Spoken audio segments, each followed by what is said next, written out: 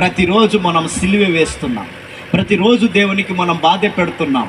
మన మాటల ద్వారా, మన క్రియల ద్వారా, మన తలంపుల ద్వారా ప్రతిరోజు గుడ్ ఫ్రైడే 40 దినములు అన్నీ మనం చేస్తున్నాం. కానీ మన జీవితంలో మారకపోతే దేవునికి మనం బాధ పెడుతున్నామా లేదా?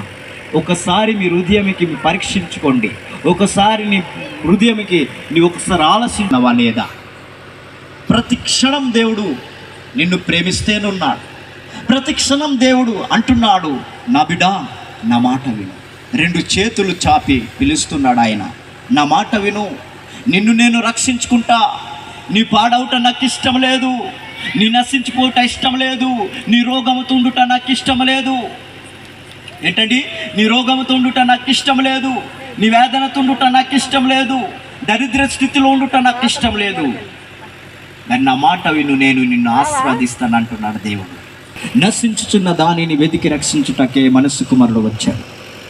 కాబట్టి ఈరోజు నీ జీవితం దేవునికి ఇస్తావా? ఆ కుంటి భిక్షగాడును దేవుడు స్వస్థపరిచిన దేవుడు.